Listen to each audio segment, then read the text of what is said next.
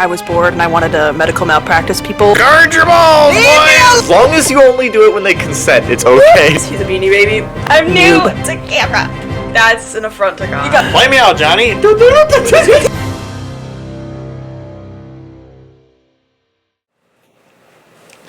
Hi, everybody, and welcome back to the House Corvo podcast. We know it's been a minute since we've been available to do one of these episodes, but we've got new microphones. So we are here today with some of my very good friends. So this is Jessie Bishop, also known as Jesilla. Obviously, you know Rex Corvo, Alex, the lovely Marion River, also known as Autumn, and then myself, Grimaldus Blackhurst, also known as Steel. So thank you guys for coming around, and to start everything off, we've got to crack open our sparkling grape juice here. Not sponsored by Welch's. However, if you want to sponsor us, we would be totally happy to have you guys. Just send us an email. So housecorvo@gmail.com. housecorvo@gmail.com. Welch's, we would love to have you. We can get started here. So It's gonna explode. Since it may have been a bit since you've seen one of our episodes, it's kind of a tradition that we have where we have Welch's Sparkling because only one of the people at this table drinks and neither me or Rex drink, as we are the hosts. So this is our tradition, and we're all terrified because this is about to go everywhere. And I will be completely honest with you, for some reason, the white grape juice is always fizzier than the red grape juice. It really is. That's interesting. I've probably had about 50 to 100 different bottles. I got a problem, but We do have, we all do. It's okay though. Well, the Welch's Sparkling is a kind of a tradition for House Corvo, just in general, much less for the podcast. It's pretty amazing what you can get away with when you can offer an NPC a bottle of air quotes wine that they can actually drink at an event. It's great. Oh god! Oh, I shortchanged you. That's so mean for podcast listeners. So shortchanging in a booze sense is when you don't give enough in the glass that they pay for. What It's a actually guy! terminology. It's kind of crazy. What a guy! Learn something. Oh, we're gonna go from downtown.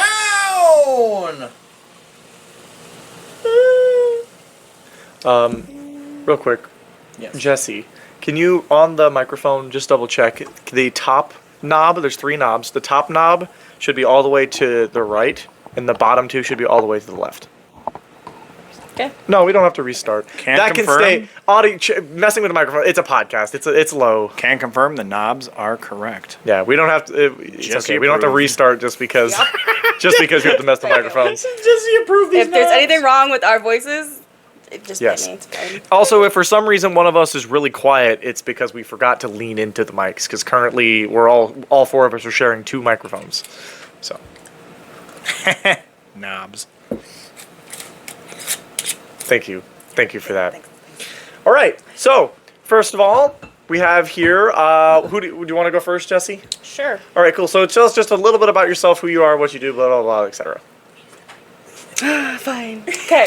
So, about me, in the LARP community, I'm a fighter, okay, and I stop. Load. And once you get to know me, I don't really know what else to say about myself.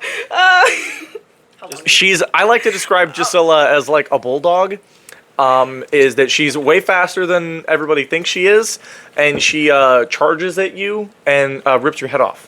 That's essentially the short version. It's a short version. How long have you been LARPing? 2.5 years now. Noob. Yeah. Stop. You haven't been learning much longer. How did you find the house? I found the house by you. We were youth leaders together, and he saw how I kicked some boys in broom ball. You mean like you won the game, right? That's what you mean? Yeah. Okay. She beat up. She beat them up. Yeah, we'll go with that. It's like hockey. It's a physical. It's pretty. It gets kind of physical, but it's like floor hockey. Okay. Yeah. And I remember we were all on the same. Well, team. it was actually supposed to be. It's supposed to be on ice, actually, but they didn't have an ice area, so we played on concrete. They had to call an ambulance for a kid. No, they didn't. No, they didn't. No one will know. Fair enough. Okay. Anyway, Marianne, tell us a little bit about yourself. Hi, I'm Marion. I've been LARPing for about 4 years now, and I've been with the house for I think about 3. I started LARPing because a friend of mine brought me to LARP events, and that's my friend was dating Steele at the time, so that's how I met him. Crazy. And then obviously like they were LARPing too, so I met them at some LARP events. I mean later down the line they formed House Corvo, and I ended up joining. And the rest is history. Pretty much. So speaking of, we're talking about joining LARP and how we came to get in the hobby. Might as well ask Rex, how did you start LARPing? Actually, funny enough, I went to our local Ren Fair. Shout out to Bristol Ren Fair, they're awesome. And I was just kind of hanging out there and just did all the normal Ren Fairy things. You know, go down the food lane, you go shopping, and there was a couple of guys walking around. They were just like dressed up in costume, and I was like, "Oh man, that's super cool! Like, how do I get into that?" And they were like, "Oh, well, just work." There you go. They were like, "Oh, we're LARPers, but we're not from around here. We're from like Indiana, I think they were." So they were like, "Hey, why don't you just do a Facebook search of what local groups are around you?" And I was like, "Oh, okay." And that's how I got into it. I Facebook searched, found the first group, and it was like 10 minutes away from my house. So Hell I yeah. kind of stumbled into it like 13 years ago now. Now he's a pillar of the community. Now I'm a giant pillar of something. I'll give a short version of how I joined. My family did medieval reenactment for basically since I was born, and I was the kid who was dragged around everywhere and didn't really want to be there. But I watched my dad sword fight in the SEA, and do all that stuff as a knight, and I thought it was cool, but I couldn't really participate, so I didn't really care. And then one day, my dad came to me and my mom came to me and were like, "Hey, do you want to sword fight with us and fight zombies or stuff?" And I was like, "Sign me up." And basically went into a game at like 9 years old, had some leather scrap armor thrown over me, and was handed a spare foam sword, and I immediately fell in love with it, and I've never stopped. So that's pretty much been how I And would got you into say the rest is history? it. I suppose the rest is history. Some of it's not history that's been made yet, though. Some of it's in the future. So, It's futury. Jasilla, can you go into a little bit more detail about how you like got into LARP and what drew you to it more specifically? What drew me to it? I don't know. I feel like I've always been a really aggressive person. But I've always like kind of took it down and like hidden it, you know? So like 5-10 years ago I wouldn't be how I am now without LARP. So just going into it, and I've always loved medieval stuff. So going into it, I was like, ooh, I really like this, you know? So the more I got into it, the more I fell in love with it. And here I am. What were your Fantastic. first impressions when you came to one of our house practices? House practices?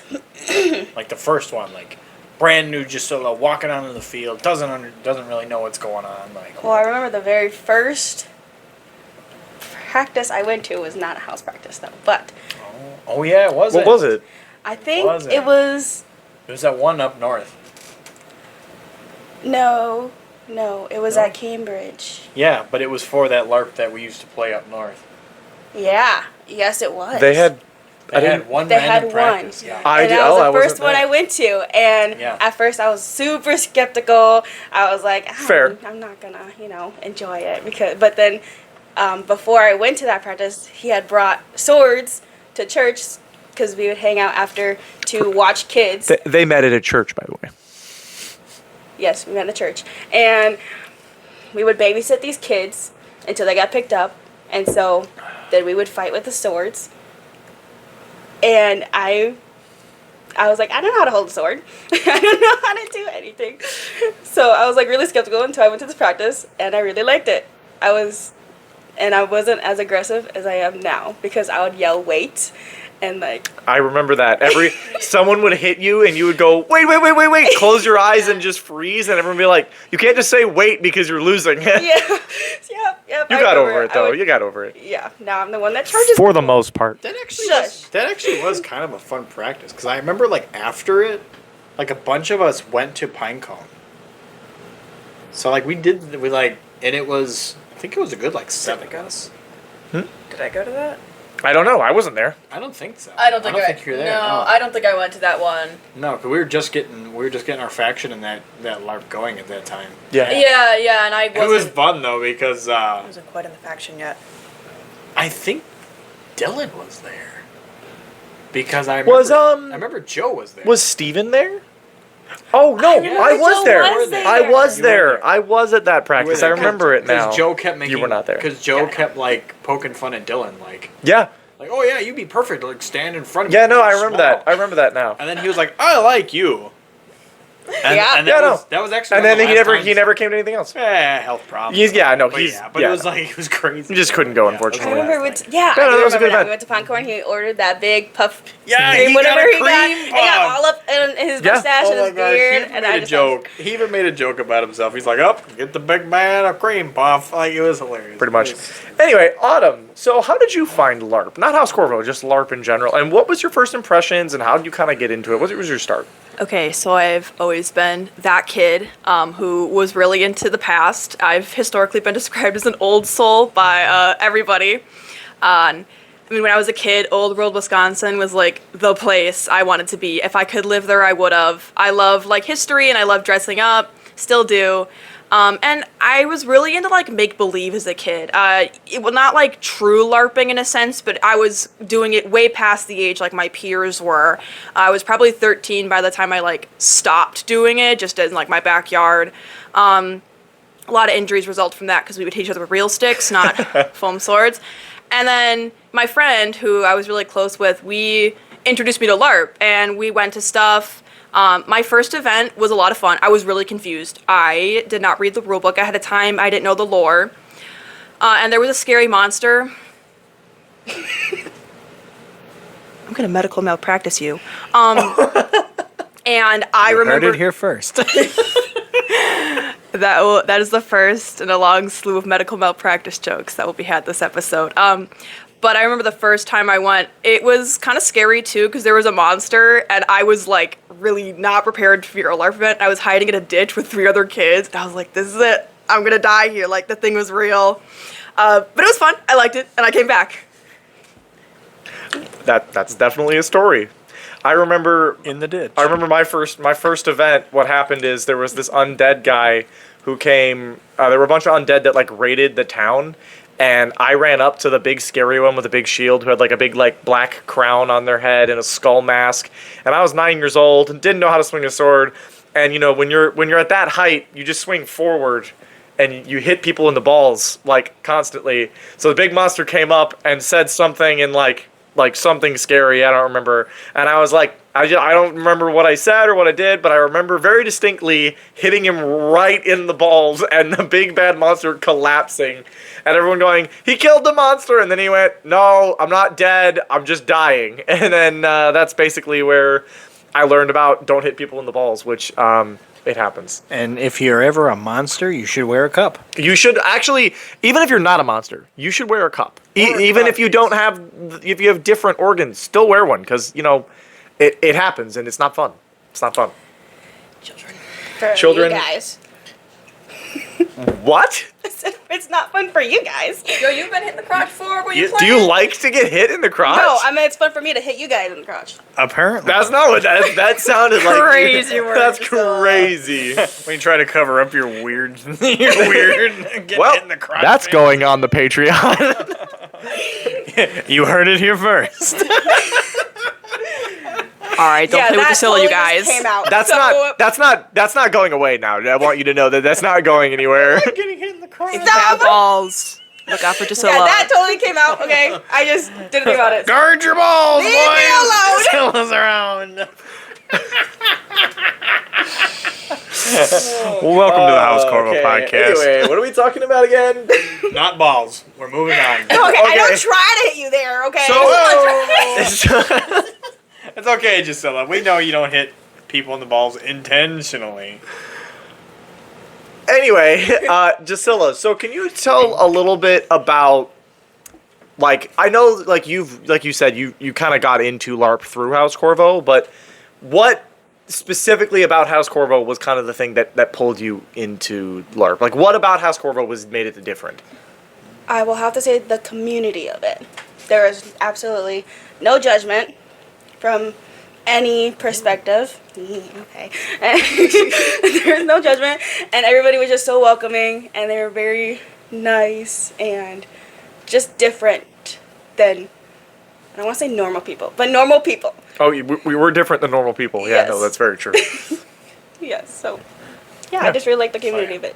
So, Autumn, you already were LARPing before you joined House Corvo. So, what took you from random LARPer number 5 to House Corvo member? What was that like for you? I was bored and I wanted to medical malpractice people and not have to worry about getting attacked for it. You mean the community? Okay. Protection. My bad. Okay. So yes, when I originally joined House Corvo for LARP reasons, it was because had somebody I wanted to kill, and I knew that if I was doing it as as a lone medic, I was just gonna get ganked. I can't fight. I don't fight, and I was like, I'm just gonna die. So I was like, well, if I join up with House Corvo, they're not going to let their only healer get killed. So I knew I could get away with a lot more stuff outside of LARP, because I really only started like getting involved with the community because I joined in LARP. But outside of it, I was once again attracted to the community, and then I started dating Steel. So I felt like I had to be part of House Corvo. Like, you can't really. It'd be kind of a jerk move if I'm fighting on the opposite side as my boyfriend. But I really do love, like, the people. When, like, they've always just been there for me. Like, my mom was diagnosed with cancer, and the house was there for me. When my father's house flooded, we had a bunch of people from the house, like... Future me, show pictures of that. We had people, like, show up and help clean everything out.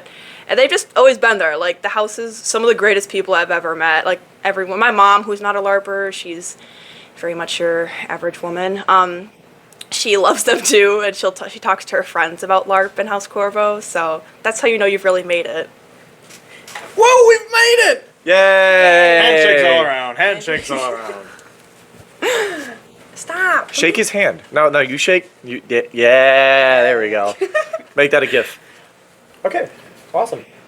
So, for those of us watching and listening, everyone at this table is a staff member. Me, Alex, and my mother are the primary admins, but we have additional people that help us run other things, usually mostly at practices or, background admin stuff. Just extra pair of hands, members of the community, and these two are also members of our staff. So, Gisela, can you tell us a little bit about what you specifically do as a staff member? Yeah, so what I do is I message everybody in the Discord who wants to receive messages, a list of upcoming things, of events and practices coming up, and then I send a follow-up message of who is able to go and attend. So then I have a list, and then I can give it to you guys, so we have a general idea of how many people will be at that event.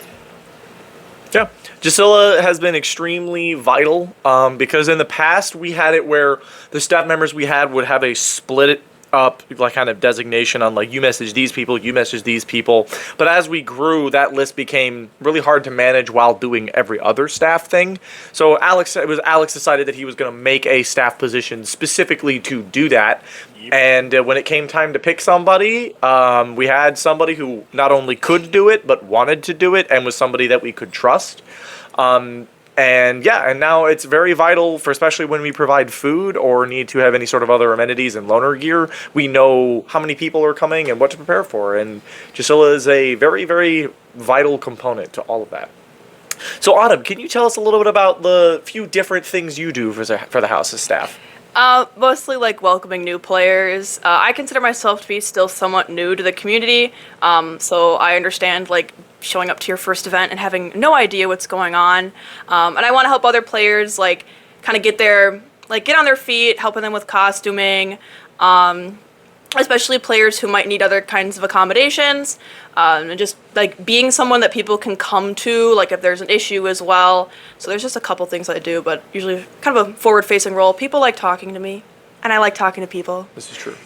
The other thing that Autumn does that's pretty helpful is she's also one of our primary people that make sure that the non-combat participants have something to do. Obviously, my mother helps with that. Regina Corvo does a lot of that stuff as well, but then Autumn is an additional pair of hands for all that non-combat stuff. And also Autumn helps us, sometimes will help us make like loner garb too.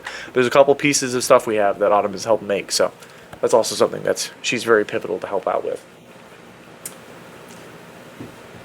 So, we've already talked about this a little bit, and this is going to be a question for. We got it. Priscilla. Depleted. I didn't drink all of it. The first. I haven't At even the finished bottom, my at cup least. yet. Yeah, I finished No, what? literally everyone got exactly the same amount. Yeah. Well, if I knew that when I Oh drank my it god, so it's fast. like that one episode of SpongeBob. You ate my only food. Now I'm gonna starve. I just dry up of thirst. Anyway, Ow. I know, sucks for me, but Womp womp. Whoa. Just go hit somebody in the balls, I guess. I don't know. okay. Well, or get hit in the okay. balls. I don't know. To be fair, whatever you if like.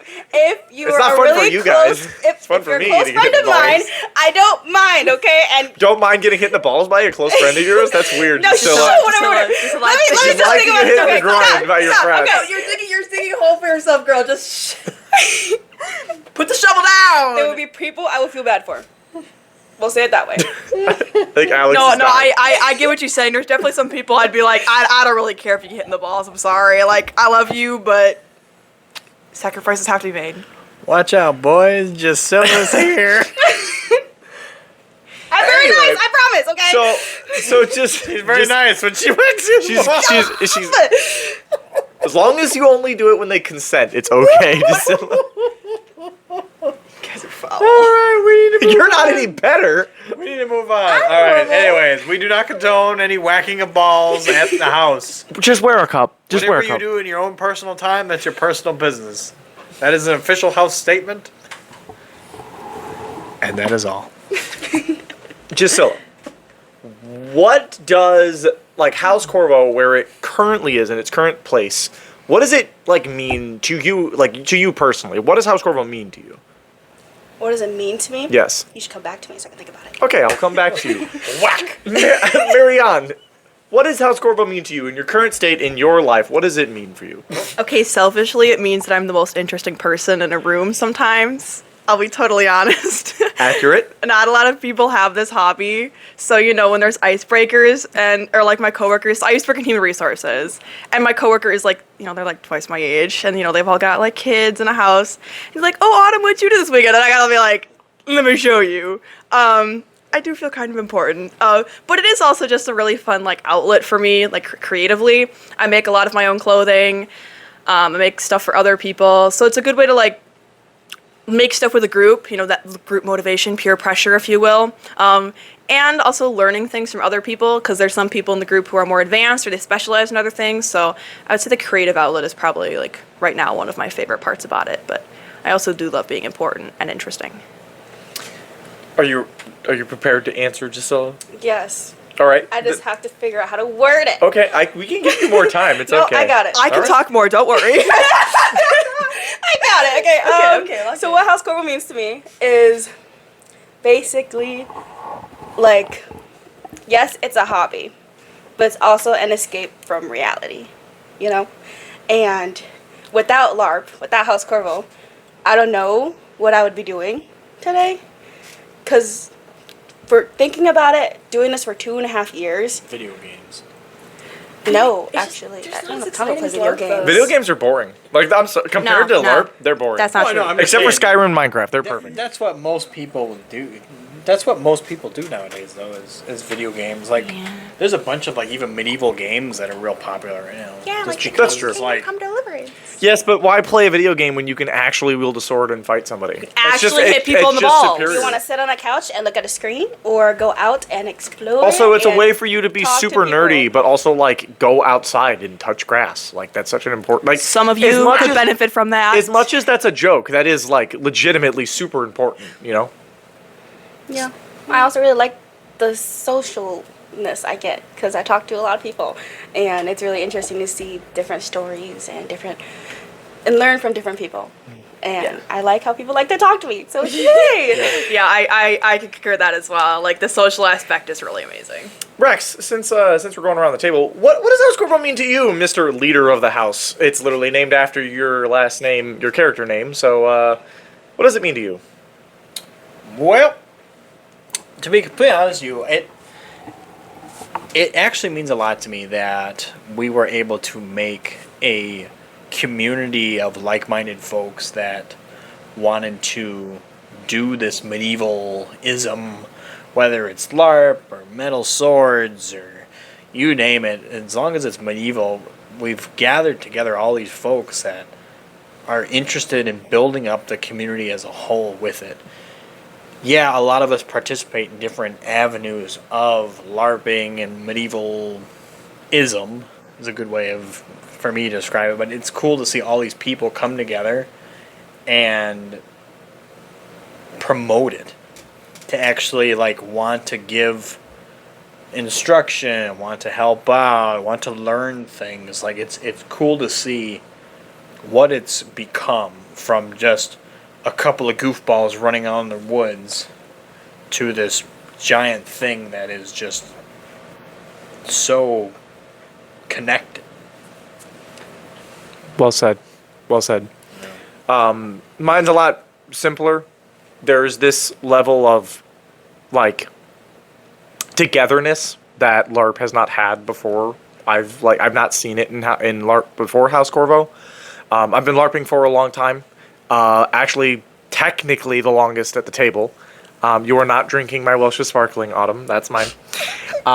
Technically, I've been LARPing longest at the table only by like a year. I beat Alex by like a year. And even back in the day, all of the individual groups were still very much separate, and there wasn't as much crossplay, and there was this kind of, I don't want to say tribalism, but it's the best word I can use to describe it. Even if it wasn't hostile, there was this like, oh, you play in this LARP that isn't my LARP I play in? Okay, well, you're dumb. I'm just not going to play with you. And it was really hard for new people to get into a hobby because all they saw was people not liking another person from a different group. And you're never going to get rid of that in any hobby because that's just how human beings work. But we have done a lot to cut through that crap. And there is so much of these people, this new generation of LARPers, that, because back in the day, everyone who played was very cookie cutter. You were either a zombie, a dwarf, a human with armor, or a human with leather armor, and that was basically it. There wasn't any room for creativity, and you were very split into, you were either the hardcore fighters, you were the emo undead guys, or you were the ones that everybody else robbed. Like, that was pretty much the factions. Like, nobody really and even within that group, and orcs, there were orcs too. I may have robbed some people back in the day. And even back in the day, there wasn't as much room for creativity because everybody was so kind of stuck in their own thing. And you can look at the old pictures, and even though those events were great, they were fun, a lot of really wonderful memories I will have and cherish for my entire life. You look at pictures of that event, and it literally looks like everyone is a clone of each other. It looks like the same NPC copy-pasted 100 times. You look at events now, and there is so much diversity in just the character creation and the costuming, and the colors are brighter, and there's just so much more life and beauty in LARP now that I haven't seen in a long time. And not all of that is House Corvo, but a lot of it is, and particularly with a lot of the new people in the community, it's because they came to House Corvo and then made their own way.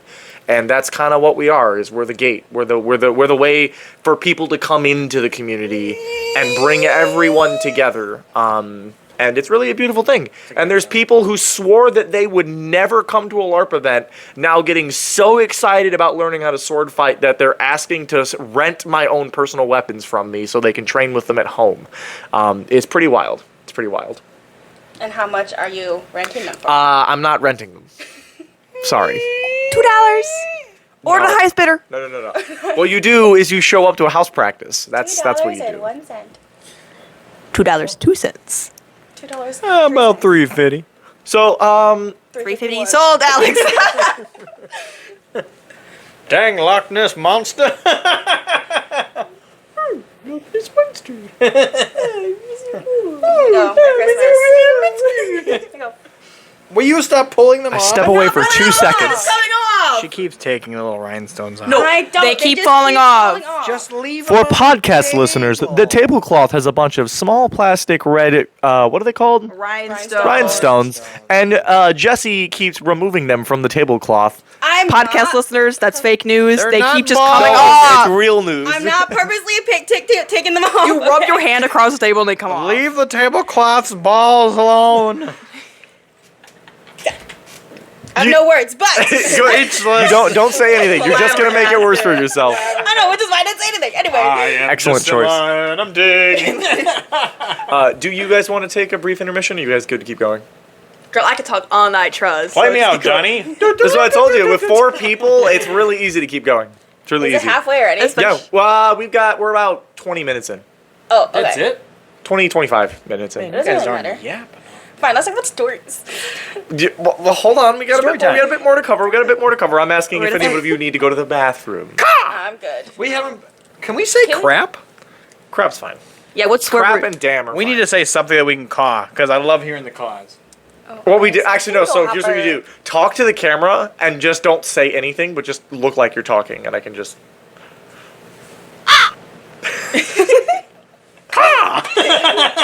We should get more drink. It is literally, we don't have any more. Just still on. Because Okay, somebody, water. No, Water. there was 2 bottles. And now there's only 1. Suspicious, Don't right? don't look at me. I haven't been Who here. would have drank a whole bottle? It was me. That's crazy. Are you serious? Yeah, you took a whole damn bottle. I didn't realize how fast one bottle was gonna go. It with literally 4 fills people. up 4 glasses. I didn't know that. See, this man does not work in the wine industry. No, I don't. I do This not. is a 750 milliliter bottle. Now, when you take 750 milliliters and divide that by 4, you get 187 milliliters. Now, the cool part with that is that usually 187 milliliters is literally the perfect wine glass size. So, now you know. Future me, edit that out. Make it look like I didn't do anything wrong.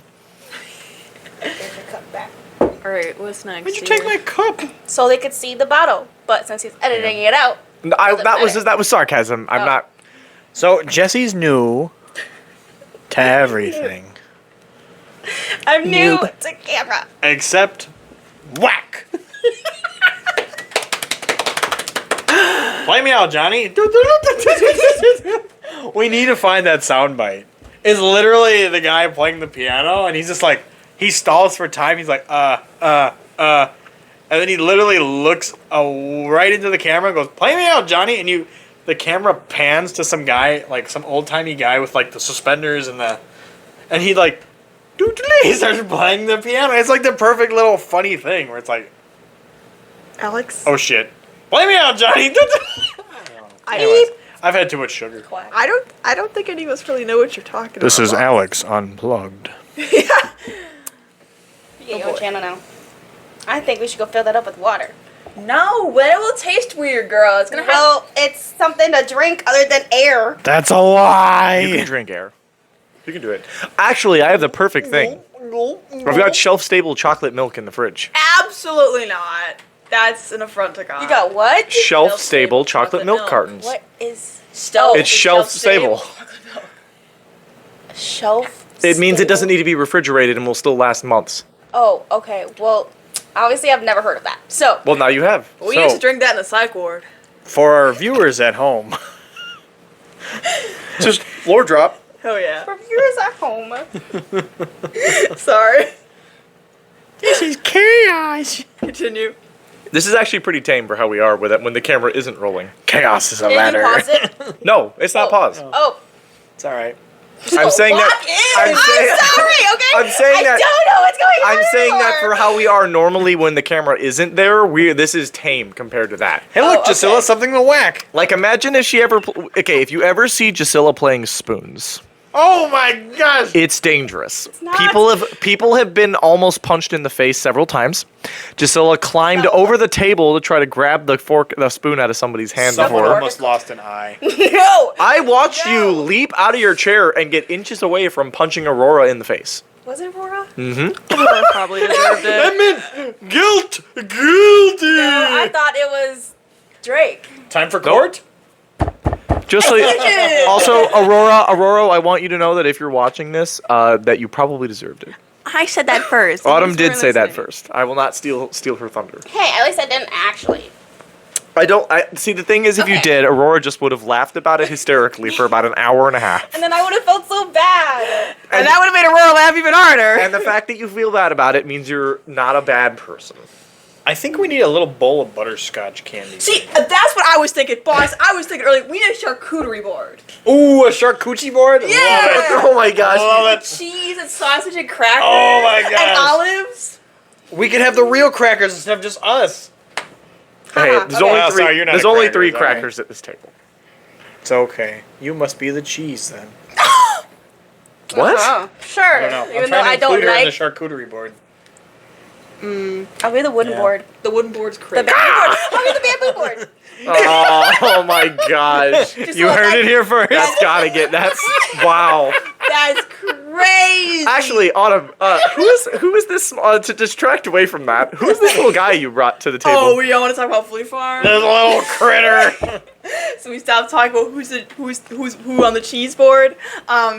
Stop. This is Fleet Farm. I used to work at Fleet Farm when I was in Here, college. let me hold him up to the camera. And I worked in the toy department, and we don't actually sell Beanie Babies. He's a Beanie Baby. And so some kid just left him in my store. I took him up to the front, and I asked them there if no one comes for him in what was it? 2 days, I think. When I came in next, I was like, I'm taking him home. And when I came back, he was still there, so he's mine. So if some small child is looking for it, too bad, so sad. Finders keepers. The parents probably got him a new one. Or they didn't notice it was But gone. yeah, Could you imagine stealing some kid's Beanie Baby? Isn't that I'd do it again. She said to do it again. crazy? But he's my son. I take him everywhere that I possibly can. And he's supposed to be a pumpkin in a striped suit, but I think he kind of looks like a baby. And his favorite song is Dracula by Rob Zombie. Well, it's a Beanie Baby, right? Yeah, but not all Beanie Babies are babies. Some of them are like dogs and whatnot. I kind of Baby dogs. I kind of thought he was a tiger in a pumpkin Yeah, costume. we You know what saw I that, mean? yeah, Like, I that's- saw So that. when I first took him, like my coworkers, we were like, "So what is this thing?" it is kind of And weird. all the girls at the front desk were like, "He's creepy," and they put him in a jar upside down. Oh my god! They were I like, think he's cute. they were torturing him. Okay, well, all the older ladies thought he was cute, just like me. So Back in my day. I think he's so adorable. I thought he's too, but yeah, we were trying to figure out like what he was, cause I don't know. I think he's a baby in a pumpkin. He is. Child. Like, I don't know. I still pumpkin think he's a outfit. tiger with a pumpkin head. Also, it's really But then funny. what about the You can make him torso? His dance. body? He's got like the He's got perfect clothes body on. to make him like dance. It's great. You could do the Lethal Company dance. Sorry. Okay. Busta Gritty. So let's I don't know how to make him gritty. I don't even know how to gritty. Of course you don't. So let's I don't get wanna rock. let's get back on track a little bit. Sorry. So something else I wanted to bring up is the fact that both of you are lovely ladies who participate in LARP, and both of you have your very own like flavor of what that means. So in the most respectful way possible, Gisela, have you ever had like somebody tell you like, oh, I don't think I could fight because they're like, oh, that's a guy's thing or whatever, something Someone like that. tell me that I can't Yeah, fight? have you ever seen anything like that, or what would you say to something like woman come that? to me like, I Because can't like fight, you're I'm a you're woman. you're a woman who fights and is not only just a fighter, but is a good fighter who is terrifying on the battlefield. Like Don't say that. no, it's true. It's real. It's true. I've seen you But don't charge say that. down people who are formidable foes, and they get scared fighting they're you because they scary. underestimate Because you. look, like you're so like friendly and bubbly, and then you're on the field and you're like, I'm gonna rip your head off, and it's a little frightening. It just goes to show that it's like just because this is a contact sport doesn't mean that it's a guys club. That's not how this works. Yeah, so no. I think Hey, let Gisela talk. there's been a few women who have come up to me and has said that they can't fight because they are girls. And then I look at them and I'm like, look at me. Okay? I'm short. Okay, I'm really short. And you see me chasing down everybody. So what does that mean to you? And then they're like, okay, well, I guess. And I'm like, here's a sword. Bye. Yep. You know, Napoleon was very short. Gisela, we need to get you on a horse. and a bow and arrow. You need to literally like.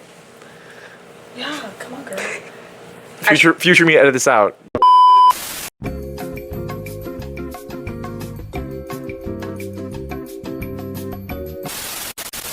Anyway, moving on from that. So yeah, as you know, like Gisela is a woman. She's a fighter. She's a good fighter. She's a scary fighter. She's a fast fighter. Don't think that because you're a woman you can't fight. This is look at any boo-hurt fighter who's a woman, and like Oh my gosh, They're all- scary. we they're know scary several. and they're really cool. Don't be intimidated, but Like- also be intimidated.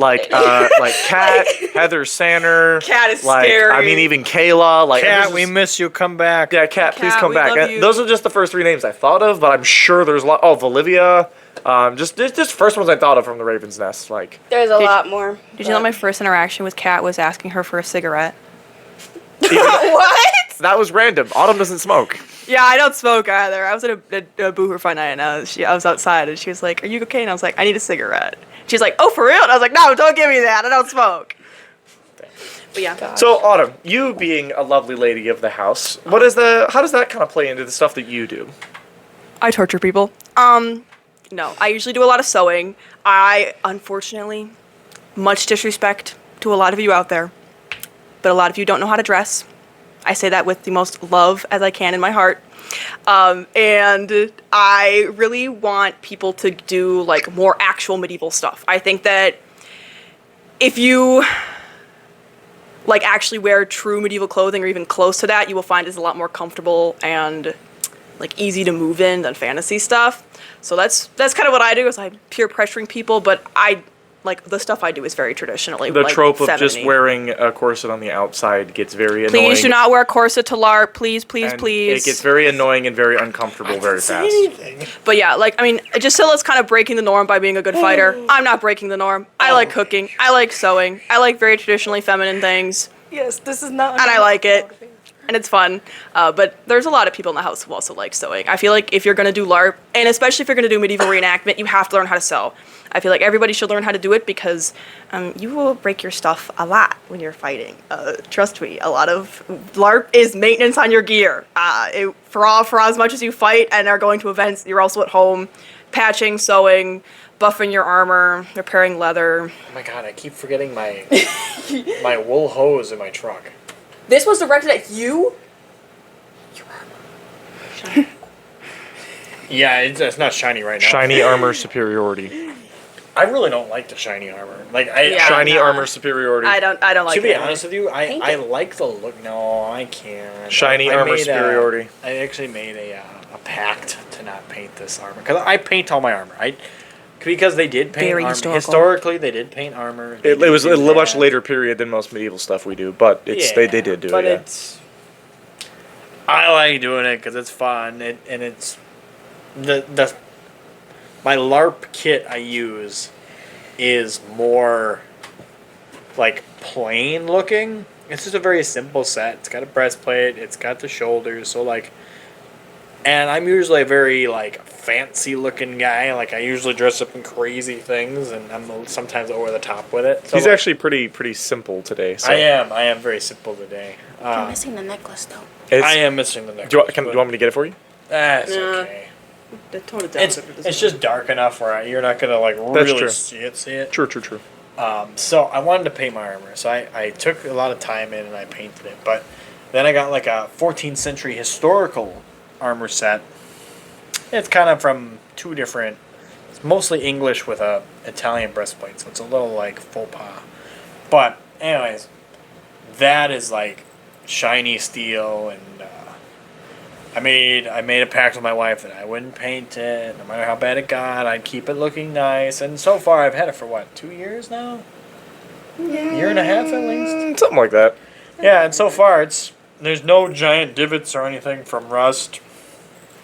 So I've been keeping up with it, which is pretty good because it is mild steel. It does rust pretty quick.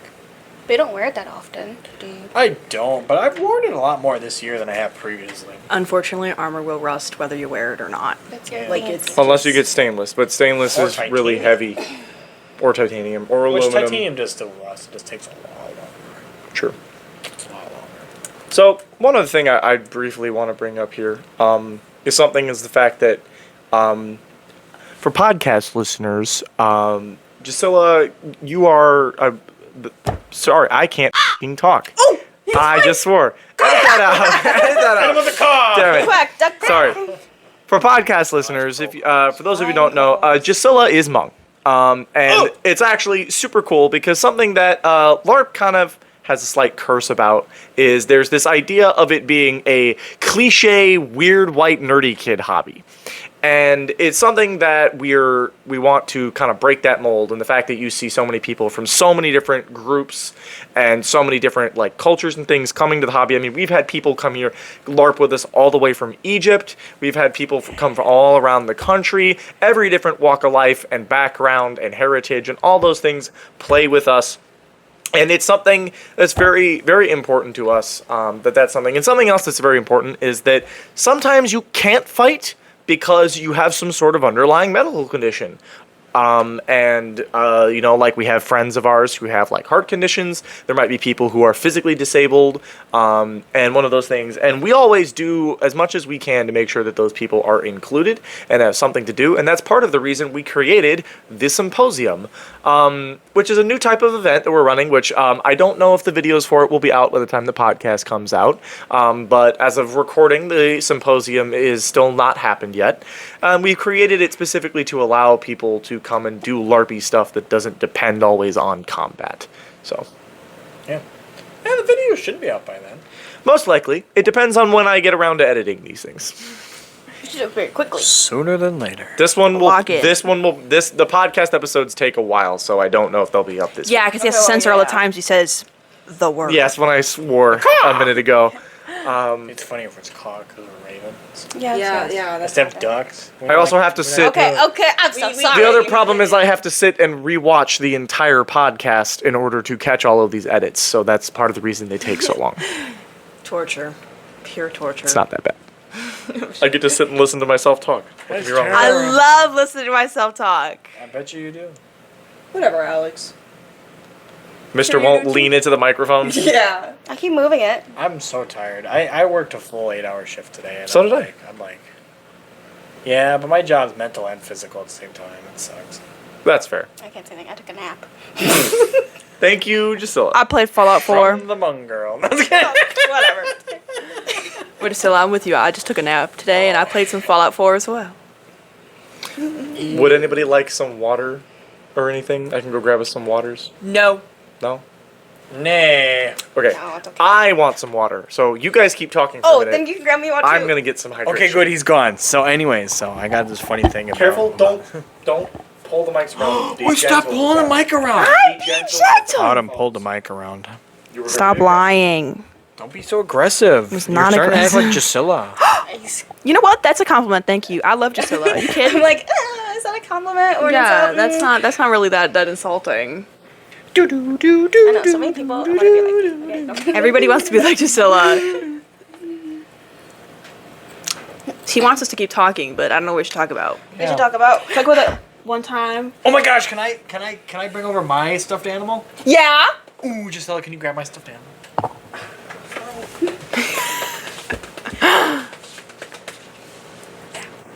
So, funny story about this. We were at a store in one of the malls.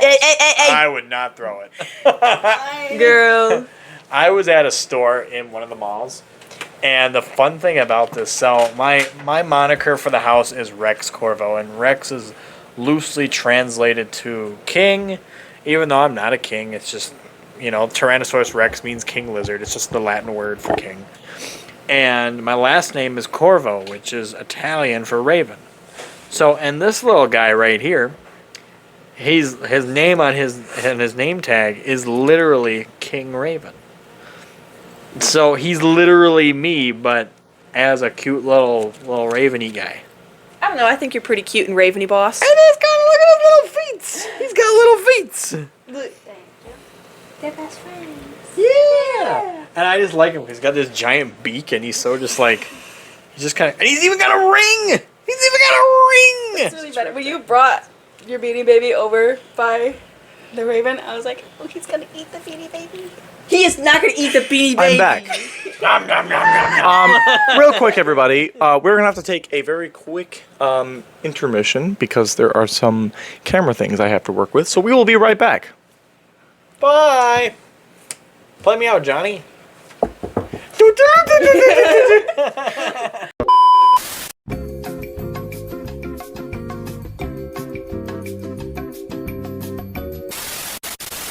thing you said the first episode. Hey guys, I gotta play with swords on the weekend. I gotta play with my sword on the weekend. You sound like the guy. understand you. You're the guy from Plants vs Zombies who's like. You're also almost my wearing goodness. the same outfit on Yeah, the first I know. episode. Because I had my little like raven wing thing. Oh, really? Yeah, it's right over there. Still, you can see the top of it. Yeah, the elastic band doesn't work anymore, so I can't do it. Oh, you can't fix it? Oh man, when I first walked in, no one's seen me in this jacket before, and it was the first. So this is a cool little story time, anyways. The first time I actually like dressed up fancy without wearing armor, the whole room got like shook, because I showed up. I had like a little demi crown on, and I was a prince at the time. I had this silver jacket, and I had like a pauldron of black feathers that just came out like really far. And I came in and I sat down and everyone was like, oh my gosh. Because usually I wear like red and all this. There was no red on me at all. It was just black and silver. Just like super regal. Like something I've never done before. And everyone was like, whoa. It was a good time. It's a good time. Cool. Cool. Cool story, bro. So, since we have. Attack of the Beauty Baby. Wow, that was evil. Gotta be faster on here, folks. Absolutely evil. So since we have some special people here, Right there. if you guys don't know, Jessie is Rex Corvo's secondary squire. So since That's we have, secondary, just second. well, you're secondary because Andrew is he's been your squire for long. Andrew needs more special attention. You're a normal person. Jessie can handle herself. That's also true. Andrew does need more special. Sorry, Henri. Henri Bennett with his croissant. Are you? Shove it up. No, that's a baguette. Different. Anyway, the croissant so They since actually make that as since a we have a word, bit more time, Rex Corvo, can you tell us a little bit about the roundtable program for House Corvo? So the roundtable program, not to get like super like haha, is more of a intentional design for players who are looking for more of that medieval accuracy. So in order to be a member of the roundtable, first you gotta be a House Corvo member, which is super easy. You come to a House Corvo thing, you come to a couple affiliate things, and bada bing, bada boom. Or subscribe on the Patreon. That too. And you send us an email, or Patreon just kind of updates it for us. And then from there, you come up with a character name that's semi-medieval. It doesn't have to be, from England or France, or it could be from Spain. It's got a wider net that you can have a name from. And you make a heraldry following medieval heraldic rules, which I'm not going to get into all the intricacies of that, but once you have those two things, then you're officially a member of the round table. Now, if you want to start learning a craft or some kind of fighting style, you ask to become a page. Now, squires can take pages. So, a squire would then teach you at the entry level, very basic stuff, how to hold a sword, if you're doing the fighting stuff, archery things, shield stuff. And then once you progress, you can become a squire.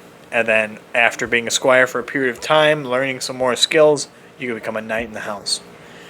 And that's the fighting side of it. For the arts and crafts / sciences, it starts off similar. You still get your heraldry in your name, just like you would normally.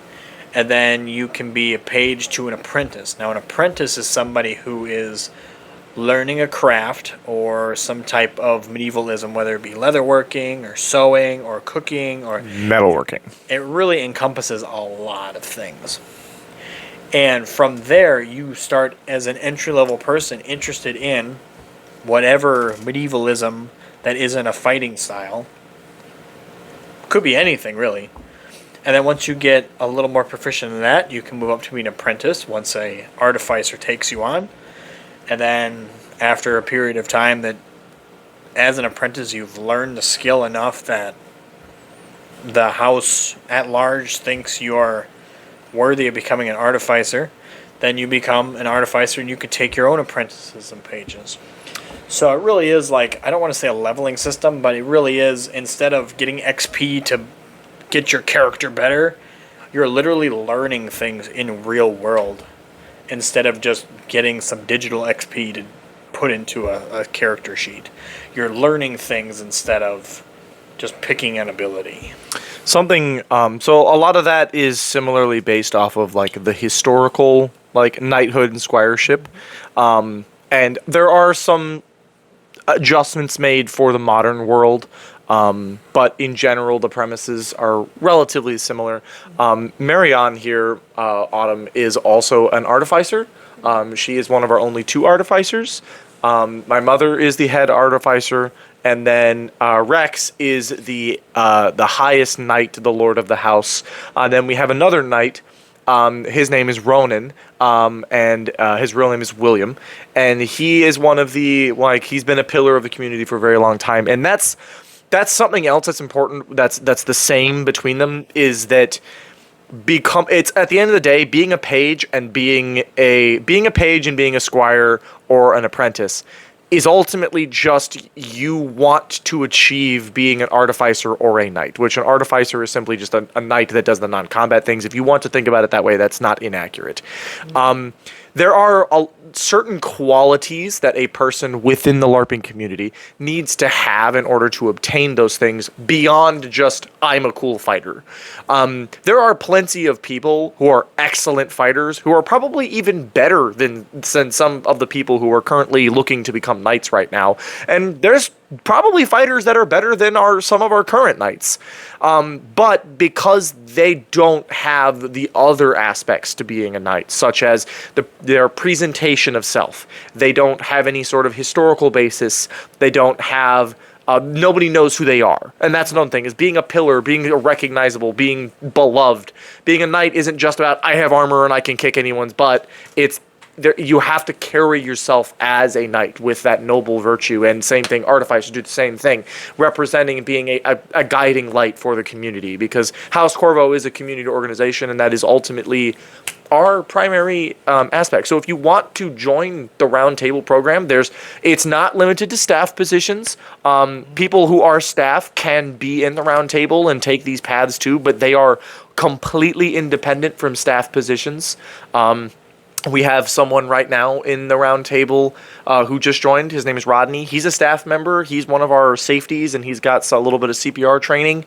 But in terms of his LARPiness, he doesn't have an incredible amount of experience yet. And then we have people who are definitely almost completely ready to be a knight, or are knights who aren't staff at all. It's completely independent from that. And we, if you want to join it and begin learning the ropes to really become more in the community than just some random scrub with a sword, that's the path for you. It's the path for you. Yeah, definitely. Yeah, I know Jessie here has a page right now, and I know my other squire is looking at getting a page as well with Rodney. So yeah, there's a lot of good things cooking up, and it's just wonderful that people can have the opportunity to like learn something, because there's definitely a big difference between, I come to a couple events and I check this box in my rule book to get a skill I want. It's a different thing to actually learn a skill instead of just pulling it from a book. It's walking the walk, not just talking the talk. Exactly. Yep. And that's the big thing, because if you learn, let's just take fighting for instance. If you actually learn how to fight with a two-handed sword, you can use that in any LARP system. You can use that in historical fighting, Harness Fetcher and HEMA. It really will take you everywhere. Versus, well, in this system I have this ability. You can only use that in that system. And if that character dies in the game, well, unless you make that same character again, you kind of lost that ability. Yep. And at the end of the day, when you have a rule system if a rule system for a LARP has any system other than I'm rolling a dice to fight you, being a better fighter will win every time. Because if I have a sword that insta-kills anyone it hits, but you can't hit me with it, I'm going to win. And that's just the simple math of it. So unless it's reduced to playing tabletop or doing a parlor LARP, which there's nothing wrong with that. No. It's completely fine. But unless that's the system, being a good fighter is going to win. And at the end of the day, even if you're doing a parlor LARP or doing a LARP that has no combat, if you walk into a room and everyone looks at you and goes, "Holy crap, that person looks like literal medieval royalty because you handmade an entire outfit in your basement," then you're going to get more in that system, even if it's not a combat LARP. Or if you show up to a game or show up to a medieval reenactment and you're like, "I have an 100% authentic smithing setup and I actually make real swords and armor and do all that stuff," you're going to get more respect and get further in that thing and be more impressed. And also, isn't it just cool to be able to say, "Oh, I can make this whole outfit," or "Oh, I know that if I'm in a tournament, I'm at least going to come in the semifinals." You know, like there's a lot of satisfaction in those kinds of things, and we encourage that very much so. Exactly. Awesome. Do you two want to tell any quick fun stories before we close out? Just one story. Just one I story. do have one, but I think he wants to share it. No, it has to be you. No, it has to be you. It's not my story to tell. A story from when you were in House Corvo. When I was in House Corvo. Any story you want to tell when you were rolling with the house at an event. Okay. The most recent event was the Deep Light event. Okay? So that one. Yes, the Deep Light event. Please lean into the microphone. Okay, I'm sorry. Just Leave me alone. Go. Anyway, so most recent event. Long story short, I saved Lord Corvo here. Yay! Okay. So I was one of his stop. So I was one of his bodyguards. Okay, one of two, and it was during one of the big fights. And there's this really big dude. He's all armored up, and he I'm like half his height and everything. He's really tall. Okay. Shout out to Josh. Yes. Cool guy. He had this really big shield. Okay, so I was fighting somebody, and I just see the corner of my eye him running away with his giant spear, and Josh chasing after him. So I'm like, "Oh crap, I gotta go save him. That's literally my job." And so so I chase them down, and right as he's about to hit him, I jump in front and I whack Josh with my swords, and I think what happened? I jumped You up. pushed him back. Yeah, I jumped and right into his shield, and I pushed him away. And I didn't see his expression, but he did. And he was like, he just looked shocked. And I was like, yeah, I would be too if this short little Asian girl hit my shield and pushed me away. Yeah, Okay? she's fast. She's a lot faster than people always underestimate how fast you are. She's strong. I think Alex just had a stroke. But yeah, so that's one of my cool stories. I'm like really proud of that one. Fantastic. Marion, do you have a story from when you were rolling with the house you want to tell? I am. Yes, I do. This was also the story I told for my senior year oral comm final speech that we had to do. So this was my first time, I think, running with the house ever. I was a standard bearer and the healer. And the way like the area was situated is we had like a town and then there was a tower. And House Corvo was going into the town, but some of us stayed behind at the tower to like guard it. That was going to be like our base. And so everyone else went to talk to the townsfolk. They were all like, "Why are you here in our town?" Yeah, yeah, yeah. They weren't actually townsfolk. They were actually Wait, cultists. dirty disguised- peasants. It's irrelevant. Dirty peasants! But we stayed back. Me and a couple other people stayed back in the tower. Well, in front of the town, there was a fake corpse tied to a chair. It was like a little burnt up skeleton. And I was like, Not a real corpse. "You guys know it'd be really funny if we kidnapped that thing." So, well, the townsfolk are arguing with everyone else, and they're kind of going back and forth. One of our guys runs down to the corpse. Now, because it's a fake plastic skeleton, it doesn't sit nice in the chair it's in, so it's been tied to the chair. So we can't just grab the corpse. It's tied to a chair. So he screams back. He's like, "It's tied to the chair. Like, how am I supposed to get it?" And I'm like, "Just take the chair. Like, just take the whole thing." So he puts his sword behind the chair. There's like the slots in the back, and he just picks it up and runs back to the tower. carries it up there. I cut it off with my scissors, and we tie it to one of the posts in the tower. And then the townsfolk below are like, wait a minute, what happened to Timmy? Apparently Timmy was the corpse's name. But then our fun was quickly interrupted by a bunch of undead that started showing up, and we were like, oh crap. So we fought them back. It was a lot of fun, and the corpse did get re-kidnapped. But I was really hoping that if we could use that as a bartering chip, but it didn't work out. But yeah, that's my fun story. I remember that event well. That was crazy. It was a really hectic event. I mean, we were when we were fighting the undead, they had us trapped in the base of the tower, and there were windows, and we had these boards. Somebody brought them, and She's spoiling my story. oh my gosh, it was just it was really intense. And the undead were trying to come through the windows. Whew. Sometimes LARP feels really real. When your adrenaline gets going, it's great. Yeah. I got suffocated. Yeah. Well, my story I want to tell is about my half of that event. So He didn't get to kidnap a corpse, so it's not as cool. no, but I did get to personally save Rex Corvo from dying. That's not as exciting as kidnapping a Well, corpse. maybe. 3 other people. I was getting in trouble. I hacksaw ridged that event. It was Because I really leaped from the awesome. front, that's why. Yeah, you Rex didn't- Corvo, Bye. do you have a fun story when you were rolling with the house you want to tell? That isn't that event. That isn't the Miles event either. No. You're still the Miles one. Don't tell the Miles one. That is kind of a tricky one because The Miles one is pretty iconic. That'll be on the Patreon. Subscribe to the Patreon. to be completely honest with you, I think the most fun I had was He's leaning into the microphone. well, the most fun I had at an event. We went to an event as the house, so we were running as our faction, and we were asked before the game, hey, could our faction jump out and be NPCs and come in as a little mercenary group to mess with the townspeople?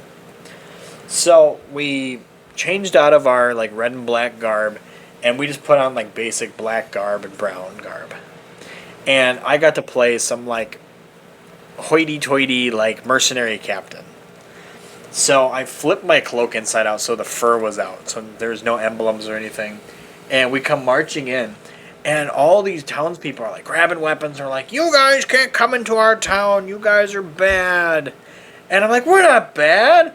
We're just trying to come through. And they're no, you can't come to our town. It turns into this giant honor duel between me and this overpowered PC NPC person. And I actually do really well against this person. And they don't kill me, though. I get dropped down, but they don't kill me.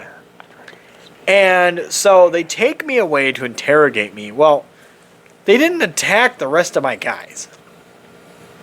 So we just left. So they left.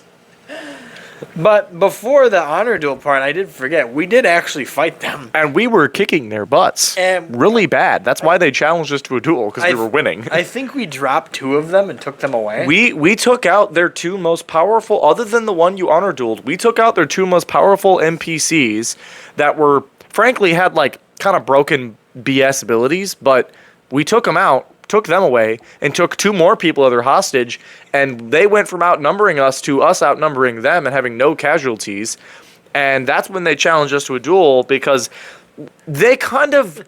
We couldn't break the game, though. What happened was we were supposed to roll into town just as mercenaries just passing through, but they knew that they kind of metagamed. Just to be honest. They wouldn't let us in the town, but the thing is they forced all the House Corvo people into a line battle, which is our expertise, because they were metagaming. If they would have fought us out in the open, we would have been at a disadvantage, and they probably would have done a lot better against us. So their metagaming actually ended up costing them a bit more. Oh, yeah. But then they challenged us to an honor duel, and they had some extra non-player magic stuff that they had access to, and so they took out Sir Rex, and then They captured me. they did capture him. But the thing is, the rest of us NPCs, we didn't know what we were supposed to do, so we just said, I guess that was the story. They came into town then. Yeah, and we just walked off. We basically just walked off stage, air quotes, and came back, and the game runner was like, hey, are you guys here to attack? And we're like, what? I thought that was it. I thought that was the end of the story. Oh no, I thought you guys were gonna come rescue him. Why? He's the we didn't know that. And so he was like, oh, okay, never mind, I guess. Which we were also told the event was supposed to be a non-combat event for the most part, so it was confusing. That was a very confusing event. We all had fun. It was a fun event. Nonetheless. It was just confusing. It was pretty goofy. It had some fun because we literally were just like, okay, cause a problem. Hey guys, you're causing too much of a problem. Oopsies. Not even when you go to a bad event. Not saying this was a bad event, but even if you go to a bad event, you can make it fun if you're with the right people. Yep. So, which not that this was a bad event, but even that. I mean, I just had a birthday party a couple weekends ago, and halfway through the birthday party, everyone was outside fighting, and we were having a great time. It wasn't even a LARP event. It was fantastic. Is it my turn to tell a story? You were basically doing it already. The different story. I had a specific story I'm telling. Priscilla! Sorry. That was so I'm sad. gonna turn off your microphone. Well, then Alex can't talk. That's fine. Perfect. Well, anyway, time to tell my story. So, short version is we came into town. You heard a little bit of it already. We came into town. We heard that these peasants were siding with some bad guys. This revolution that was like, it was a revolution, and this is one of those worlds where there really is no good guy, where even these revolutions against the monarchy were still doing some pretty evil things. So I didn't really have a problem fighting off these rebels. And midway through the battle, while we're kind of pushing these rebels back, we have this sort of, there's this square that has these sort of trenches built up around the edge that have roofs on them. And all of us are kind of being like, oh, these like trenches that are built up out of the ground, you can't really go over them. And then there's this central tower that has a couple windows and 2 doors on it. And we're like, oh, we're in this fortified position. Well, what happens is these like eldritch, like weird humanoid monsters and these undead come up, and they just climb over the walls. And that's when all of us kind of simultaneously go, we're stupid. Of course they can go over those walls. Why did we not realize that? To be fair, this was not my plan. Actually, this was not anyone from House Corvo's plan to be Alamoed at this spot. That is true. There was another faction we were helping out. They were like, we should take this spot because it's an elevated position. But they didn't take into account that the building itself, the second floor, was only accessible from outside, not inside. And the fact that there was multiple openings for this whole structure, which Grimaldus just said here. So It was a tactically questionable choice. We pulled through. In this system, there were 3 of us that had we separated into our specialized units. If you know, the House Corvo, the Order of the Crusaders, and in this system, the Crusaders had an ability that could slow down the reanimation process of undead. So we reacted pretty quickly, putting a hamper on these undead. But one of these creatures also had an ability to. It made it where for a period of time, whoever was hit by the spell simply couldn't breathe and had to roleplay being on the ground suffocating. And I got downed by that spell and had to get taken away to our lovely medic and rejuvenating. And when I was back in the battle and I left this central building, all I saw was that on the side where the undead came from, they had moved past and are now on the other side. And all I saw was Rex Corvo lying face down on the ground, clutching his neck, like gagging essentially from not being able to breathe. And it was in this moment where all of my real life experiences completely went out the window. And in that moment in movies where just kind of everything starts ringing and you just kind of get tunnel visioned and this adrenaline hit me so hard that I just remember running up to Rex, grabbing his armor and forcing him to his feet. And I'm also not a very strong guy, but the adrenaline was pumping through me so hard that I forced him up and walked with him back to the town, to the building, and put him down. And that's when I kind of came back a little bit, turned to look outside the door, and I saw two more. One of my crusaders was currently about to get downed by an undead. I came in and smited that one and forced it down and made him go get medical attention. And then there was one other soldier who was laying on the ground. I went over to grab him and got him back and brought him back inside. And it was at that moment that everyone was inside this tower, at the base of the tower, and we had these barricades, and we all were putting our shields in the barricades up against the doors and the windows as they were clawing through the windows and trying to get to us and swinging their swords on the inside. It was terrifying. It was a genuinely terrifying moment, and there was a minute where I went, we might actually die here. Yeah. And it was about that time where somebody got their bright idea to leave.